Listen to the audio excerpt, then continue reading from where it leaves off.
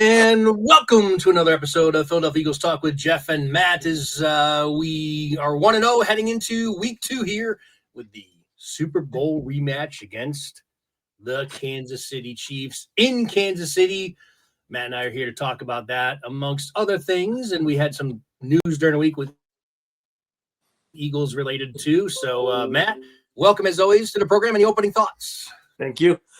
Opening thoughts was good to be going into week 2 with a win. You know, you never know what to expect. This is preseason games that count essentially until we get into that second week of October. So, but, you know, a couple things that left over from the Dallas Cowboys game was I was wondering how this affects any future negotiations with Jalen Carter and Howie Roseman, and then the impact even on the defense for this season. What's interesting is, did the defense struggle? Yeah, we wanted to see them be more dominant.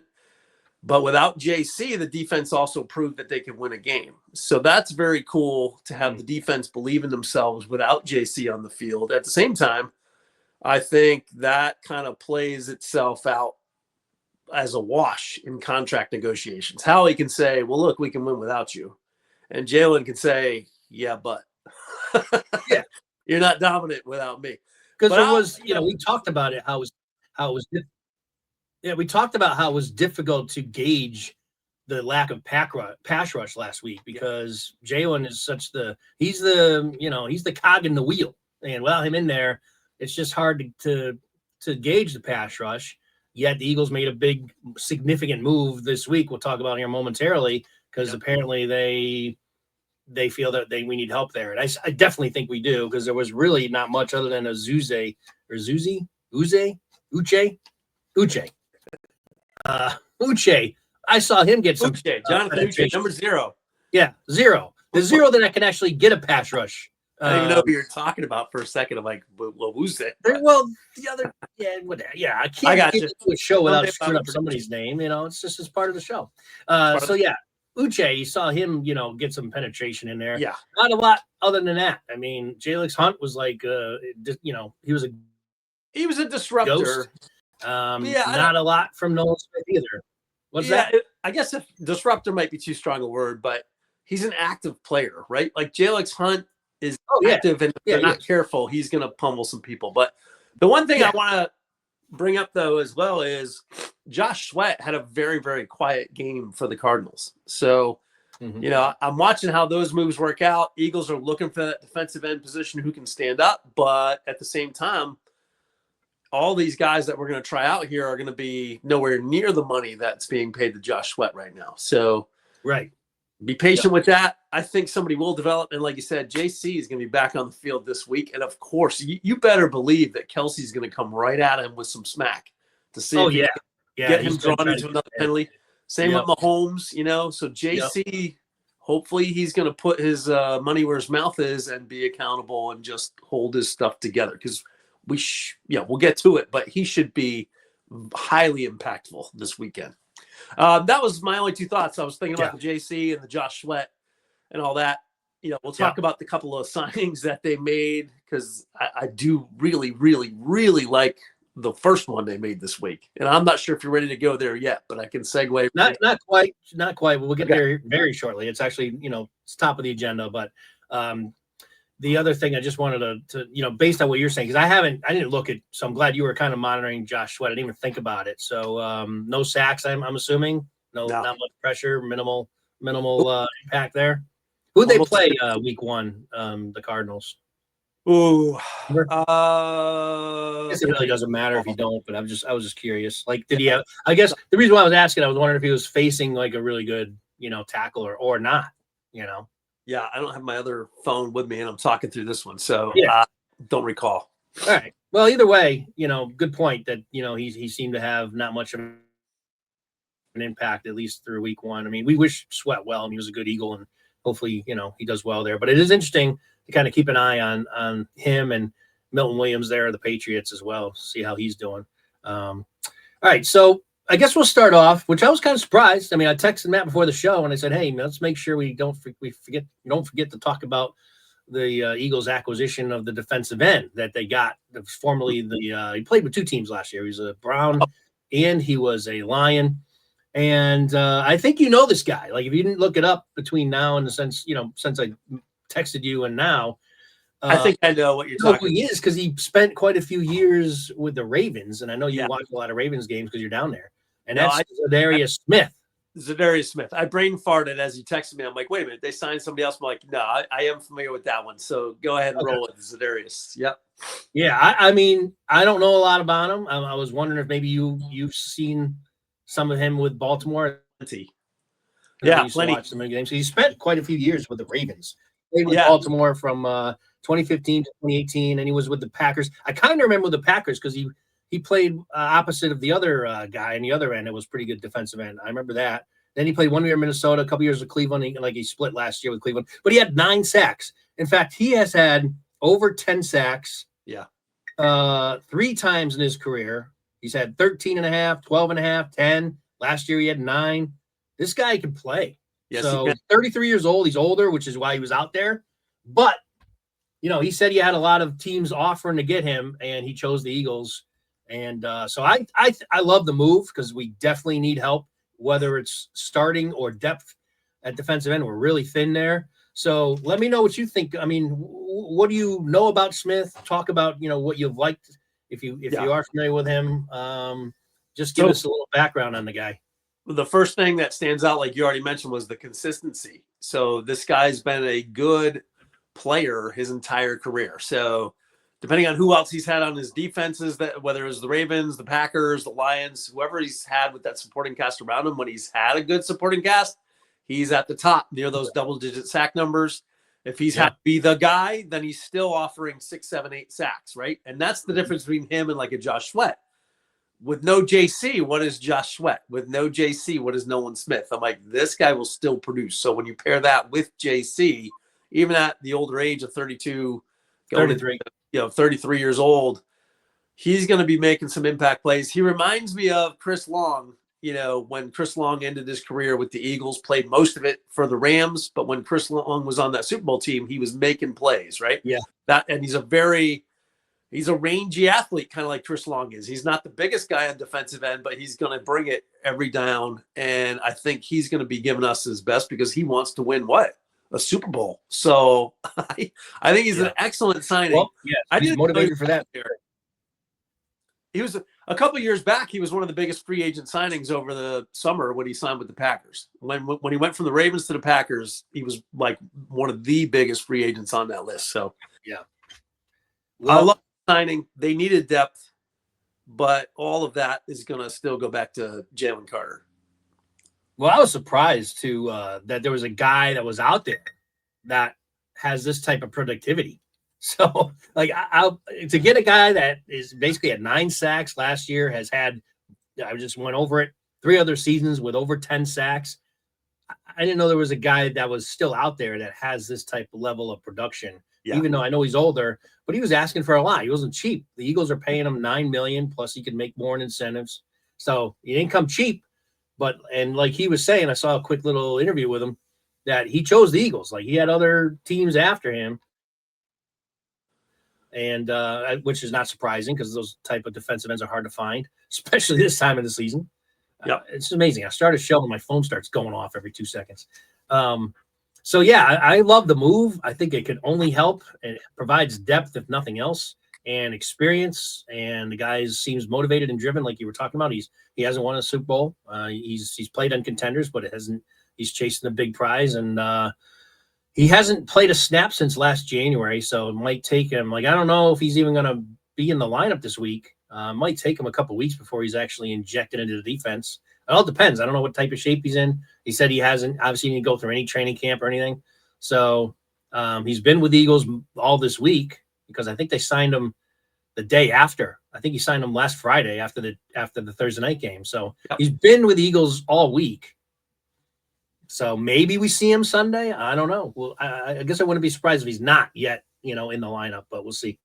No, maybe we see him in, against the Rams in 2 weeks. Yeah. Yes, that'd be cool. Yeah. See his debut. Yeah. We'll definitely talk about that, towards the end of the program, as Matt and I will be in Philly next weekend for the Eagles-Rams game. I was totally stoked up about that. So, So Matt, I know you go ahead. What? No, I was going to say Smith brings veteran leadership too to that those young defensive the line group in the locker room, which is that's probably the biggest thing that they're missing from BG and Fletcher being gone over the last 2 years. So here it gets replaced right there. I think Howie was probably extra on it when he saw what happened to Jalen Carter early. There was nobody there to pull Carter out of that whole tussle with Prescott. And I think that's exactly why Howie was like, $9 million, sure, come aboard. These $9 million plus production. Like you said, there's no BG there. That you know what? That's probably part of the equation for sure. There's no veteran leader on that defensive line. They're all young guys. So that's probably a big part of it. So there's no BG there in the lineup. You said it exactly. So that and his production, I think it's a win-win all the way around. And hopefully he still has some juice left in the tank to give the Eagles. So, by the way, quick shout out, Dunkin' Donuts here, iced coffee. So Dunkin' Donuts, a free plug here, but if you ever want to sponsor the program, give us a call. Should reach out to us. All right, I'm all caffeined up now. So, Matt, I know you have. You want to talk about the other big free agent acquisition? Well, this was a trade. Trade with the Jacksonville Jaguars brings in Tank Bigsby. What do you know about him? Well, young player who made an impact last year with the Jacksonville Jaguars. He can return kicks and punts, which is my favorite thing about this signing because I've been saying all summer long.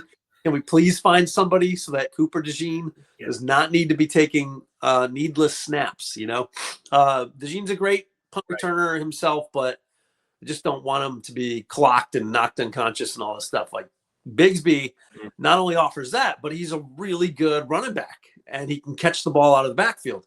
And so when they immediately signed him, once they learned what Will Shipley's injury was going to be, to me, again, that shows a season-long commitment to that running game. And I think that revealed kind of the bigger plans that they had in store for Will Shipley and maybe some of the passing game that might be going on with the new offensive coordinator.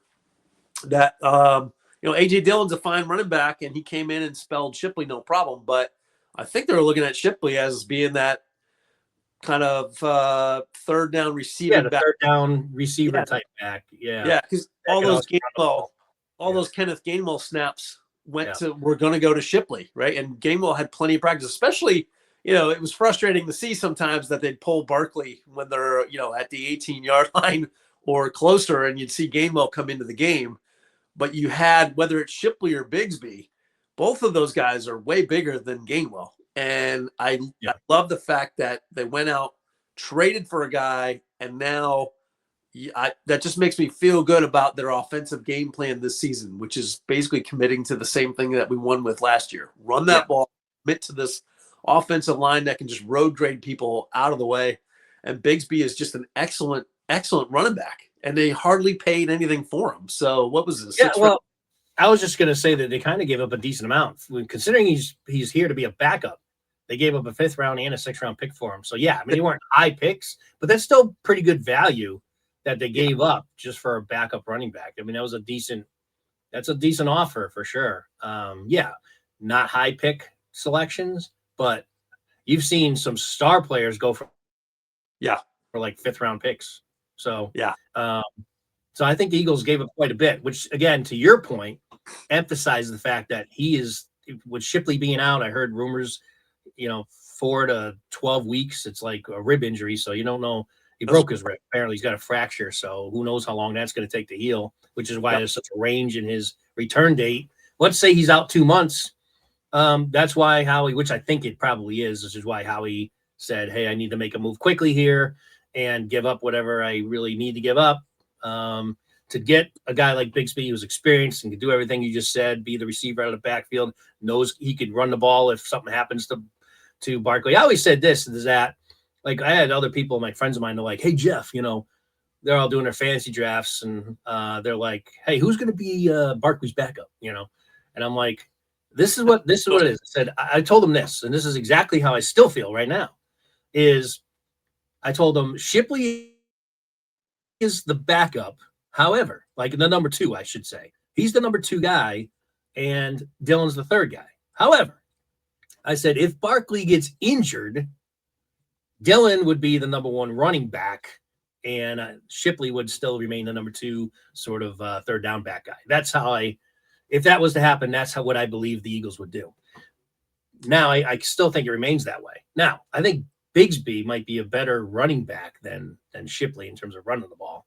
Yeah. So that may change. Now, that could very well change. Maybe if Barkley was to get injured, Bigsby becomes the number two.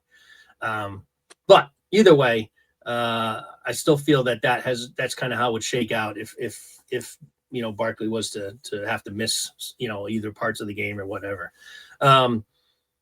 It sucks about Shipley because Shipley is he had a chance to be a much more impactful player this year, being a number two in the offense.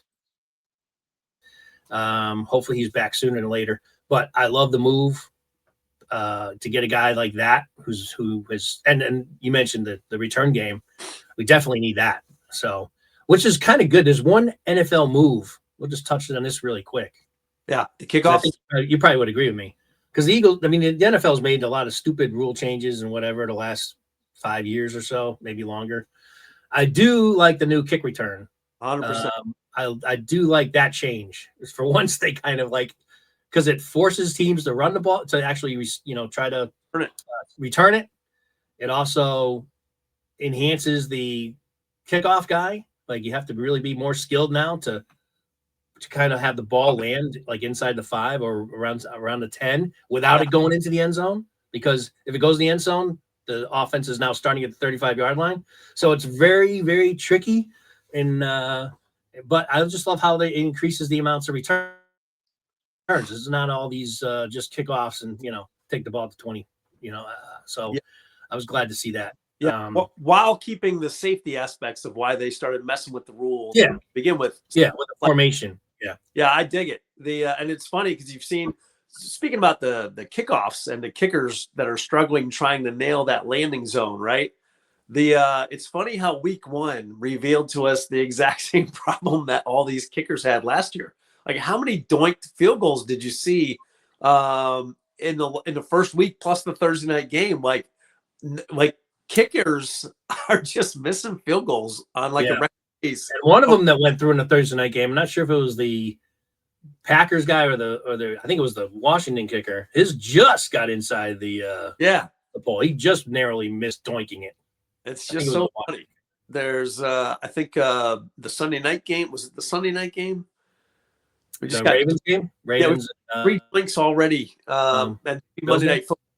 Yeah, the Bears must have been Monday Night Football. The Bears and the that was the Bears game. That was the Bears. Yeah, who was the Bears? Bears Vikings. Yeah, Bears Vikings. And I'm just like, man, here they go again. These kickers. It's like, what do you even practice? Meanwhile, Jake's first kick of the year went 58 yards right down the middle. So hopefully that gets him off to a good start this year. Yeah. So to capture the week that we've had though, Howie demonstrating he's not wasting any time, right? You can clearly tell the focus is on Super Bowl or bust. Yeah. They want it. They want it back to back. They want to demonstrate that this is one of the best organizations of all time. Not waiting a second, even though, again, like we talked about, it's hard to determine how the pass rush is. Is it really going to be this ineffective all year? I think it'll be there. Without Carter in there, we didn't have Carter. He's such an important part of the D-line. I definitely think you'll see more pressure just with Carter in there this week. But either way, I would have been happy with this move. Even if Carter played last week and the Eagles had 4 sacks, I would have been happy with this acquisition of Smith. Because they need depth and they need veteran leadership. Yeah. You can't have too much pass rush. Right. You can't have too much pass rush. So anytime you're bringing in a guy that's got the proven ability to do it. Yeah. And I was thinking about this. Like, this is really the first year ever. I mean, that I can't say ever, but at least since I've been an Eagles fan, probably, that I can remember at least. Maybe you can think of a window where the Eagles did not. But I swear, since Reggie White, Eagles have had at least one star or semi-star pass rusher on their D-line, on the end. Like from Reggie to William Fuller to Javon Curse to Hugh Douglas. Yeah. I mean, you can name all. I mean, I don't think there was one year where they didn't at least have one semi-superstar or superstar defensive end. Yeah. And except for this year. the ceiling. This is like the first year you can actually say they don't have. Yeah, I think the lightest they ever got there was when they had Jason Babin on the wide 9 going on, which, once they right the ball against that, it was reduced. But Babin, but didn't they have Cardinal Barwin on the other end? Who wasn't a superstar, but was pretty damn good towards the end of his career. Yep, and they had guys that could play, and I think that's really where Nolan Smith was supposed to be, though, right? They're like expecting Nolan Smith to step up to they that. are, but he's not. You can't say he's there yet. No, he's not. He's not. And these young, good. I was looking for a window because I couldn't think of it, but I think you just nailed it. That's probably when it was the weakest. That's Babin when they were Connor. Yeah. Yep. But yeah, so that's my point. It's like this is rare for the Eagles to be going into a season with not at least a proven pass rusher that you can count on in their starting 4. They got one now. Yeah. So want to get into I think to Zadarius Smith will help out everybody too. Like you said, without BG here, they learned a little bit from BG when he was here the last year or two in Nolan Smith's case. Now he's gone. Now Zadarius Smith can give them some pointers. They can learn from him some things that he does that maybe BG didn't do, that type of thing. Because I think Smith is going to be okay. My biggest concern with Smith is his health. Like he's just, and so far, knock on wood, he's been pretty good, but he's had a lot of shoulder issues. He had surgery again on his shoulder, I think, in the offseason or whatever happened in the Super Bowl when he injured his arm. So he's had like multiple shoulder arm injuries already, and he's very young. So, all right, let's you ready to dig into the game a little bit? Let's focus on the Kansas City Chiefs. Yeah. Or is there anything else you want to bring up? No, that's it. That's good. I think. Right, so the biggest thing, we'll start off with the injury list, right? So, hang on one second. I don't know if you know this, Matt, but Goddard is out of the game. Yeah. Are you there? Yep. Yeah, so Goddard's out. So that means one thing. The hiatus that both Devontae Smith and A.J. Brown were on last week, that ain't happening this week. I expect a lot of A.J. Brown and Devontae Smith this week. What are your opening thoughts without Dallas Goedert in the game? Well, I think Calcaterra will step in and do fine, and he'll probably have a couple. He seems to run the Hurts likes to hit Calcaterra on the seam routes. Like, whereas Goddard is doing all these crossing patterns, Calcaterra always seems to be catching one over the shoulder, running the seam route towards the post. Mm-hmm. So I just, because it's the Chiefs and it's the Chiefs versus Jalen Hurts, I expect that even if Goddard was in, the passing game is going to come alive this weekend because Hurts always plays incredibly well against the Chiefs. Always. Like, he hasn't had one sour game. He does. So and Hurts is I forgot about this. He actually beat the Chiefs in the regular season a couple of years ago. Right. So I don't know, other than the Super Bowl freaky, you could say from our perspective, we think, the Chiefs got lucky with that call at the end that cost the Eagles a Super Bowl win, the holding call, when Hurts outplayed Mahomes then, but he did get the loss. He's outplayed Mahomes all 3 times. Yeah. Hurts is already in like Super Bowl focus, though. He proved that last week. Yeah. He was stoic. Yeah. And so I expect him to come out extremely sharp. And the fact that Smith and Brown didn't get any catches really last week at all, especially Brown. He got like a meaningless catch towards the end of the game. They're both going to be hungry and starving for the ball, and they're going to want to make an impact this week. So it's kind of good timing to not have Goddard in the lineup. Now, by the way, speaking of Goddard, this is the reason why the Eagles were refusing to give him a long-term contract. I mean, this guy, we love Goddard. The guy's a really good player, but he's always hurt. Always hurt. I can't remember the last year has he ever finished an entire season without missing 4 or 5 games? I can't remember. No, I don't think so. I don't even know what he got hurt on. Yeah, he apparently got hurt in the game. But again, he has these really, like last year's injury, I remember talking about it on the show. He got hurt. He basically hurt himself.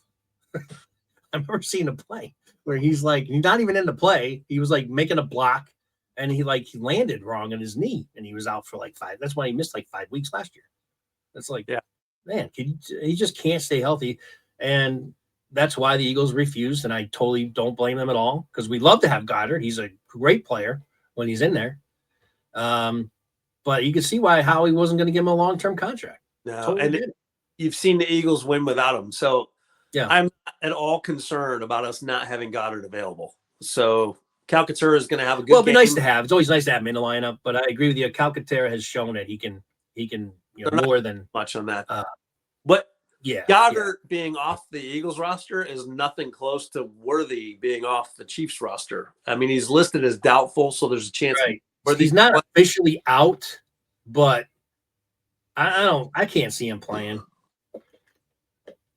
And even if he does, if the Eagles are, I could just see Cooper or any of the Eagles, just hitting him on that same shoulder, and then he'll be out again, So that's why I don't think the Chiefs will risk playing him. I'm mostly concerned about Pacheco running the ball. And I guess they split carries pretty evenly between him and Kareem Hunt. Mm-hmm. But if the Eagles passing game is on like we expect it to be, and the Eagles are up by 2 scores early, well, then you take that running game out just like we did in the Super Bowl, and then it's just unleash on the Chiefs. The D-line. Yeah. And this is where Nolan Smith excels, right? I don't need him to get to Patrick Mahomes in the pocket. I just need you to run him down when he scrambles. And that's where Smith will have a big game, actually, because he's not, Dak Prescott's a pocket passer. No one couldn't get too much pressure against Prescott, but Mahomes is going to move. And when he does, the line gets a little shaky and they don't know where exactly he's going. And that's where Smith is enough of an athlete to chase him down. So, including our two rangy, speedy linebackers too. That's why this is not a really good matchup for Mahomes.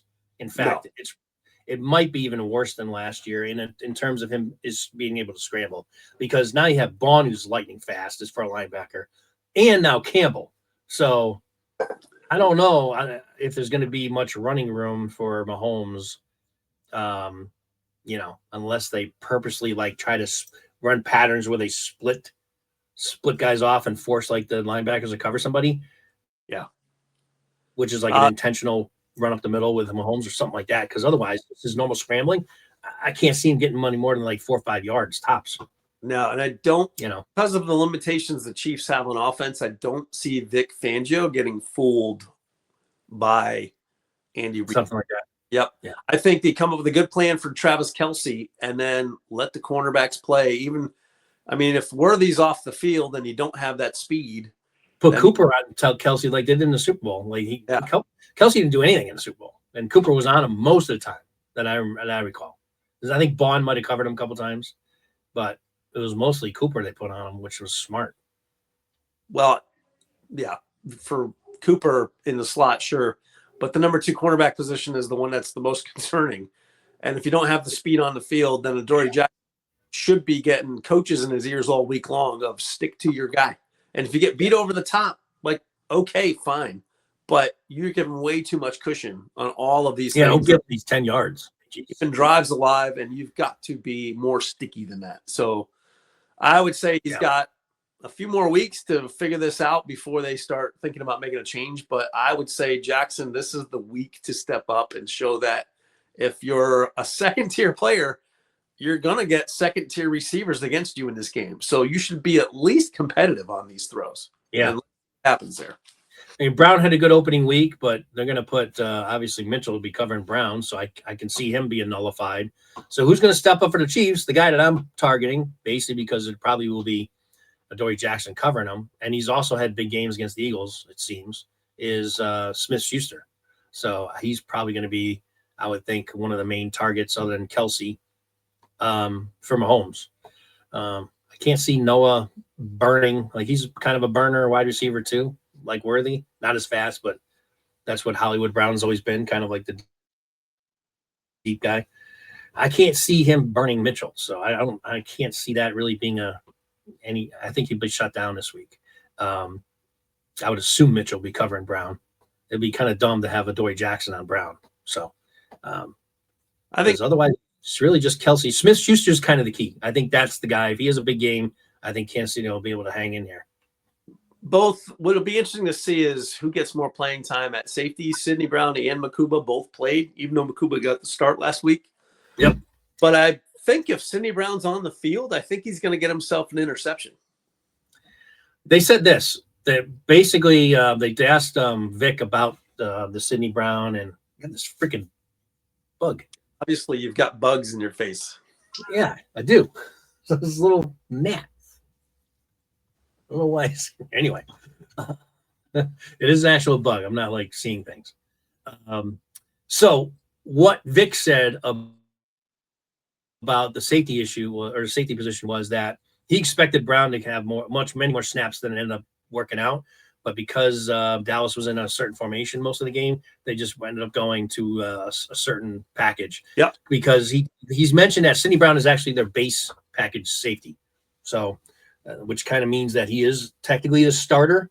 Yep. But they were in a lot of packages where they take Brown off and put Makuba in there. So it's going to be like that probably all season would be my guess. You know, the certain looks that offenses are giving, you're going to see Makuba in there. And when they're in the base defense, based on looks with the, whoever they're playing, you'll see Sidney in there, which is, I'm fine with that. I think you got to give the rookie some playing time, see what you got there. And obviously I'm wanting Sidney Brown on the field like I do. I thought Sidney played well too. Like when he was on the field, there was no, like he didn't get burned or anything. He's much better, I think, in run support, although Makuba can play physical as well. Not as physical as Brown, but he doesn't shy away from tackling either, which is good. I think Brown gets himself a pick this week. That'd be sweet. That would be sweet. I remember that game when he had that 90-something yard. It was right before he got hurt. I think it was a game or two before when he exploded. I mean, he's not known for his speed, but I remember he took that 90-something yard touch. He was like past the line of scrimmage in about half a second. I just remember it was like, wow, who the heck's that's Brown? Damn, he's fast. Yeah. I'd like to actually, I'm probably pull that up again because I haven't seen that interception in a long time. But I just remember when that interception happened, I was like impressed at how fast Brown took off with the ball. We've gone through our basically injury reports. You want to hit the 3 keys of the game here? Yeah, going to the keys of the game. Because I usually forget to put the super up there. So there we go. All right, start us off, Matt. Keys of the game. Here we go. The first key, obviously, is Jalen Carter is going to be present for this game. So all you have to do, Jalen Carter, is don't get kicked out. Simple. Not just spit on the opposing player. Play the game, and then we'll see. How about that? All he needs to do is not spit on the opposing player. Yeah. He should be a force. The Kansas City Chiefs are rebuilding their offensive line. They've got a rookie at left tackle. They lost Joseph Thune, and whoever new in there is going to get a beating from Carter. I think Carter's going to come with a lot of fire because I think so too. He's going to want to make up for what he did last week. I think you're going to see a freaking Tasmanian devil in Carter this week. So that's key number 1 for me. I'll toss it back to you. Well, that's definitely a key to the game. I would say kind of what I was talking about. I think containing Mahomes scrambling because I don't know. The Eagles are catching them at the right time. They don't have Worthy more than likely. Again, he's not. They haven't made the call yet, but I think even if he plays, even plays that he's not being tackled, I would just give him a little shove on it. Just play him physical, and because he can't be. Even if he plays, that shoulder's not going to be near 100%. So knock him around. The way I see this is Pacheco. You mentioned if Kansas City is able to run the ball, that'll be big for them because I don't think that they want to get in passing situations too often. Mahomes has escapability, but I don't think he's going to escape much against his Eagles team. They're just too fast at linebacker, like I was talking about, and their ends are fast. Smith, it's basically what happened. You saw it in the Super Bowl last year. Mahomes tried to escape and couldn't. Now, there was a lot more penetration going on that we hope to see tomorrow or Sunday. But, yeah, it is tomorrow. So that's my key, containing Mahomes. I think if they keep him from, getting that 3rd down and 8 rush for a first down, that type of thing, and containing him from scrambling and then throwing downfield, making a big play or play out of nothing, that type of thing. I think it's going to be potentially a long day. It's hard to say this because the Chiefs are so good in Kansas City. But I think if the Eagles are able to do that with Mahomes, that's going to be a good sign that, the Eagles should be in good shape for the game. So I don't know how to encapsulate what I just said into a couple blurbs. just overall pressure and containing Mahomes. Beware of Mahomes' magic, right? Like, Yeah. can't break those big plays, which they've been successful against the Chiefs the last couple of years with that. Yeah. And the third key we probably already mentioned, and we probably both agree on, the passing game needs to take off for Jalen Hurts. Mm-hmm. And this game, especially because Spags, it'll be interesting to see what kind of adjustments Spags makes on defense, since he contained Barkley, but then got smoked in the Super Bowl. Yeah. I'm curious to see what type of tries to deploy there, because maybe Barkley has a big game. You know, maybe Spags back a bit and Barkley's able to bust a 40-yarder or something for a touchdown. So maybe that. Yeah.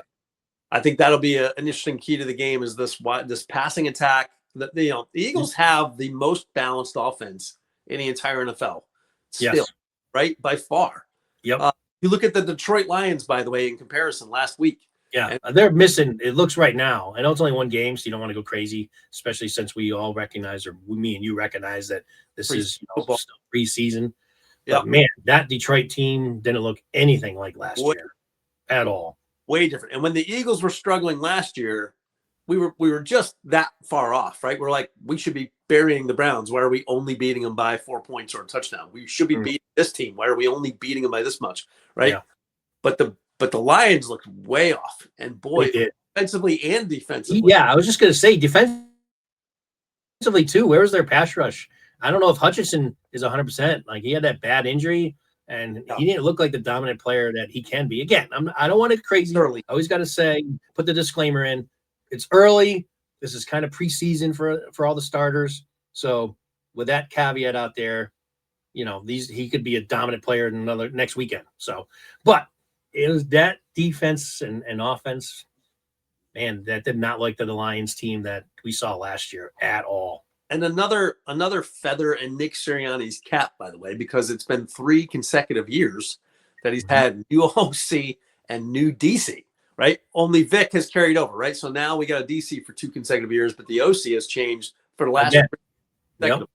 And so you've got to have that has got to be a big plus on Sirianni. Like, it is. If there's any Sirianni haters still out there, I don't know who you are, and I'm not sure you're watching football or paying attention to the big picture. So I don't know if that's a key game or not. Agree.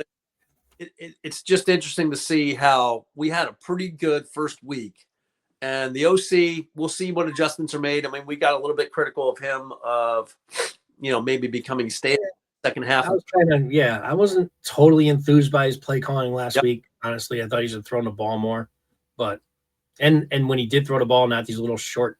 When you got AJ Brown and you got Devontae Smith, throw the ball down the field. Again, I don't know if that's the coach or Jalen being hesitant.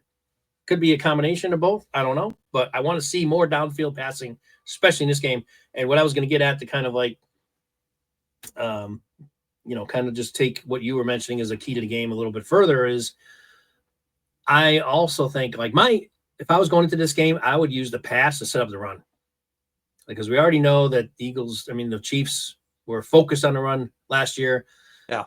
You know, you were talking about the adjustments that Spagnuolo made. I would test it early, find out what adjustments Spagnuolo made. I would throw the ball, come right out of the gate, throwing the ball down the field, and see if he can stop it. And if he can, then I would still have the priority in passing attack for the game.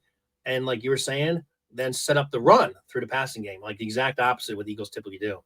I think that would be a formula for success. That's what I would try to do based on last year. I agree. Come out fearless with the pass game. Even if you had a turnover or a pick 6, I wouldn't care. I would be like, start off. Yeah, aggressive. Yeah. Throw it downfield. You get picked off. You know, it wouldn't be a great start, obviously, and that would get all the momentum. The Chiefs fans would be going berserk, but I would still be okay with it. I would not be, what the hell are you doing? I would love that, actually. So I think, I don't know, any other keys before we get to our predictions? No, that's pretty much it. I feel like special teams has to be solid. Like, don't do anything like it's preseason football. So it's like, just contain the mistakes that could possibly be game-turning mistakes, right? So just let's have another smooth game on special teams, which I fully expect. Braden Mann's punting was awesome last week. And he did great. What a find that guy was. Yep. So let's tackle where the Chiefs are sneaky sometimes is getting a long return, right? So let's make sure we tackle the punt returners and the kick returners, and we take care of our responsibilities there. That's my last key to the game. Is just don't let special teams get a breaking point of this game. Make sure we contain all that. Yeah, another thing that I would just say that I could see Andy Reid doing, because he always is a guy that, and we know him more than any other fan base, being that he was a coach here for a long time. It's almost like I could see him injecting early, like a trick play, something like that. I could see, especially just to get the fans into it. They're coming off a loss. I could see Andy Reid putting in some kind of like little tricky play in this, and within the first, first couple series maybe in the game. Yeah, I could see something like that. I'm not sure what, but something. Yep. Something like that. I could see Andy trying to do to spark the team, get him going. If he does anything, hopefully it's like those plays he used to give McNabb. Let's back. Yeah, if they have like Travis Kelce throwing a bomb or attempted bomb down the sidelines at Mahomes, I'll take that. Go ahead, try that one. There, let's see that. Yeah, I could just, but I'm just saying, I'd see Andy doing something like that early on. All right, so I don't know if there's anything else. I just wanted to go before we do our predictions. Just any other, I might make this like a segment of each preview game. Is just quickly some thoughts around the league. Just anything that you want to discuss from the other games. Like, for example, I didn't know that the 49ers are already in major injury issues. I heard that I didn't know about this until I heard it on the radio. Like, they lost the tight end already for like almost a month or two. Possibly. They got hurt pretty bad. Yeah, Kittle. I didn't realize. What's his name? Kittle, right? Yeah. Kittle. Yeah, I heard Kittle's out for, at least a month. I heard maybe even longer. And then I heard Purdy's out for a couple weeks. So they're already dealing with major injuries, the 49ers. Yeah. No Purdy, no Kittle for a long time, I guess. Purdy might miss a couple weeks. Kittle's out for a while. What are your thoughts? I was going to run this by because we haven't talked about it. Because everyone is like, all of a sudden, the freaking flavor of the week, team of the year is suddenly Green Bay Packers. Oh, they're so amazing. Who's going to stop this team? They're now moved ahead of the Eagles and all this kind of thing and being favorites. Listen, Green Bay is a good team. Not going to say they're not. But is their defense, like, people are like, oh, with Parsons, their defense is looking so nasty. They've shut down Detroit. Now they just shut down Washington. Yeah, first of all, I thought that Detroit would maybe take a step back this year. Apparently it looks that way. And I think you mentioned even more than I did that you expected the Commanders to take a step back this year. Yeah, and they have. Certainly didn't look like offensive, juggernaut that they were last year. Now, is it because of Green Bay's defense? Yeah, I'm sure it's a factor. But are they like this unstoppable force in the NFC? We'll find out in October. It's still preseason. Yeah, we'll find out, but it is. You know what I mean? So what are your thoughts on Green Bay? We'll find out in October, but, that's the whole reason why if you've got a good team, you should be stacking up wins during September, right? Even if they're ugly, even if they're pretty. The thing I don't overrate in September is how good you look. You're probably not that good, right? You're probably solid, but probably not that good because you're not tested yet with whoever is going to be the good teams that we find out after about 4 weeks of football. So right. I don't think at the same time, there might be some teams revealing that they're that bad, which is the Giants. The Giants looked horrible last week, like absolutely horrible. I thought the Giants would be better this year, and they still might again. I don't know. Like we got to factor in very early in preseason. All of the hype of the defensive line. Go ahead, I'll let you finish. Please. All of the preseason hype over that defensive line, getting after, Russell Wilson in practice and stuff. I'm like, it's all obvious that O-line is still a major catastrophe on the Giants. So if you can't have an O-line that can show up every week and work, you're going to be done, right? And that's what I think was revealed. And everyone's already talking about putting Jackson Dart in, like he's going to save anything. I'm like, if anything, Dable has to be patient and let Wilson take the beating and then only put Dart in when they somehow, I mean, I wouldn't even put Dart in even if they lost. I guess you would give him some experience, but I'm like, he's going to get killed behind that offensive line. They're terrible. You can't beat up on them week one, and then they come out and they lay an egg versus the Packers. So did the Packers look strong on both sides of the ball? 100%. The most impressive thing I thought was Jordan Love was really throwing some excellent footballs out there, no matter who was on the field. And they lost Jaden Reed, right? So Reed's down, got injured in the last game. So, not like I was surprised to see him playing week one because he was hurt all preseason with he had a boot on his leg and all this kind of thing. I was like, what the heck's he even out there? I was shocked that he was playing. Yeah. And made that one touchdown catch, and then he's hurt again. So I don't know why he was even out there. I knew he had a bad injury already. He had like a broken bone in his foot or something.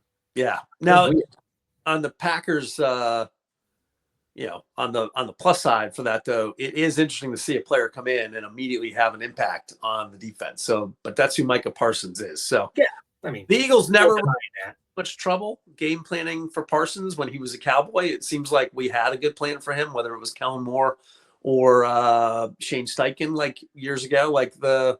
So I'm not too concerned about him, but yeah, the Packers look strongest out of the gate, I would say, out of all the NFL teams so far. So give them props where it's due, but it is still preseason football. I agree with that. I would just pump the brakes on all the praise they're getting. It's like the NFL always has these teams that they target. When I say the NFL, I mean like all of the pundits and shows and all that, podcasts, whatnot, that are just like, oh, the Packers, man, they look good. They look like the NFC team to beat and blah blah blah. They're going to the Super Bowl. Let's just pump the brakes. When they're playing this well in October and November, okay, then we'll take them a little more seriously. Yes, they had 2 impressive wins, not denying that. Yes, Micah Parsons makes their defense much better, no denying that. I've always thought that Love is a pretty decent quarterback. Do I think he's like, do I put him in the top 5 or something, top 10 even in the league? Not quite, pretty close, but yeah. Careful though. I do like their coach. I think they have a good coach over there. They have a great coaching staff. The thing with Love is he tried to run over a cornerback or safety and took a hard hit on his throwing shoulder in a play last Thursday night. And I'm like, what are you doing, dude? Like your team's already up. You're in full control of this game. You're not in desperation mode. And he's out there running and just takes a complete shot. Great play if you're playing in the Super Bowl, but Love has been injury prone as well the last 2 years. Right. So if I'm coach, I'd be like, dude, run out of bounds. Please. Plus remember he got hurt opening day last year against the Eagles in that Brazil game. Remember? Yeah. Which is that game. It was out for like 3 weeks. 2 weeks.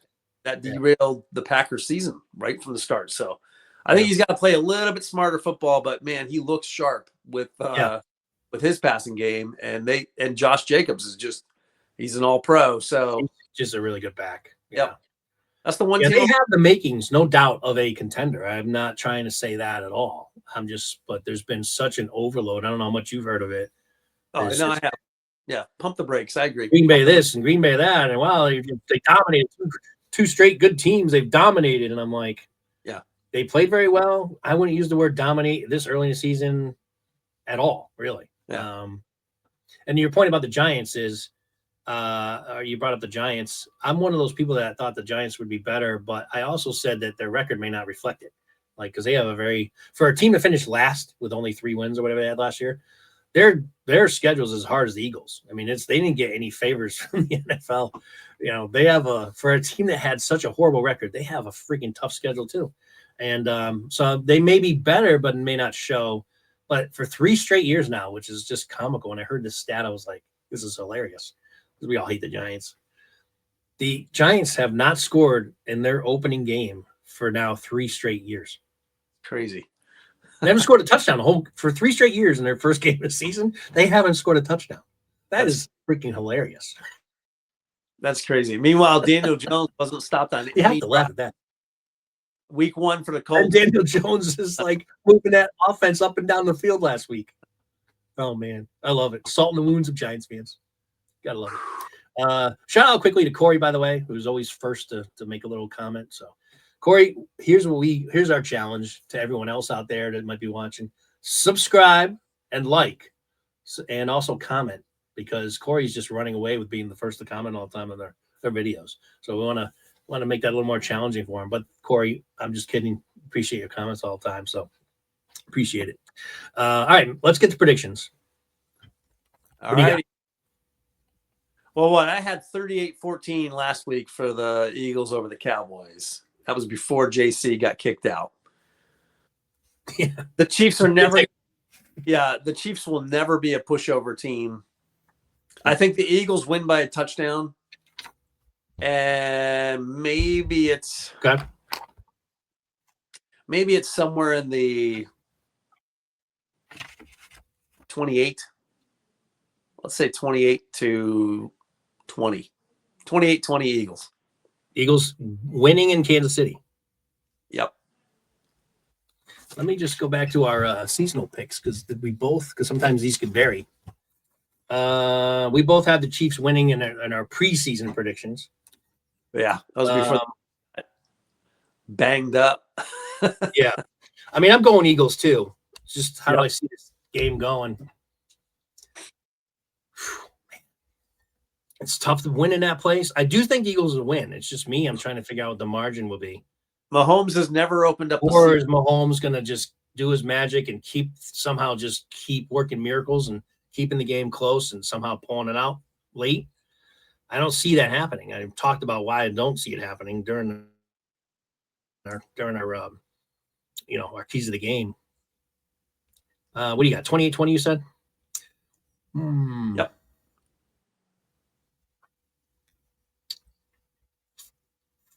I don't think the Eagles are going to have much trouble moving the ball against Kansas City. So I'm going to go higher. I know last week you went higher than me. I'm going to go 31 points here, Eagles. And I certainly don't see the Chiefs putting up 31 against the Eagles defense, even at home. I might just stick around I'll do 17. I really think the Eagles should win this game, even in Kansas City, pretty easily. Now, I could be completely wrong. It could be one less touchdown by the Eagles, one more touchdown.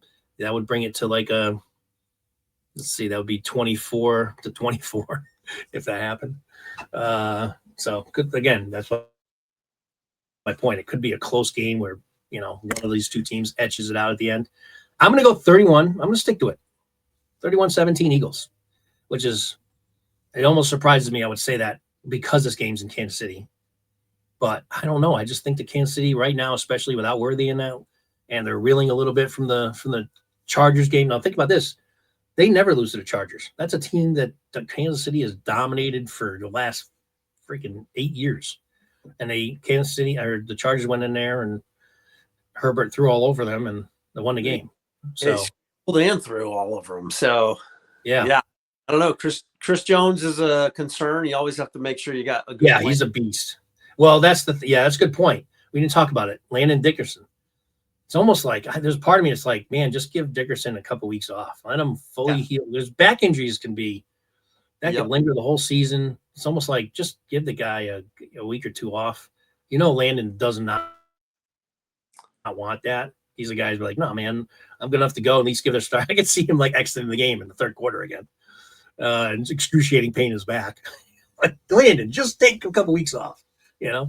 But because he's such a critical cog, especially in a game like this. So, I don't know if I want Landon Dickerson in this game fighting off Jones he's a beast, that guy. And he knows that Dickerson's hurt. I don't know. But if he's not in there, then you have who filled in for him last week? Well, you've got Matt Pryor, right? It was Pryor. Was it Pryor that came in for him? I think it was, wasn't it? I think it was. Oh, can't remember that. Anyway, it's a significant drop-off is my point. And you want to have a guy with a significant drop-off trying to block Jones. Because, if Jones has that much of an impact, he's a game wrecker. He can ruin his offense. Eagles might have some good plays dialed up, but if Hurts has got penetration coming right up the middle immediately, I think you need to have that could factor into. Yeah, that could be a huge. Maybe we should have put that as a key to the game. Maybe I'll throw that in now. Key to the game: contain Jones. Yeah, Jones didn't do much last week though. So at the same time, maybe Jones is losing the step. How old is he now? Is he over 30 yet? He's got to be approaching. He's right there or just over. He is a great player.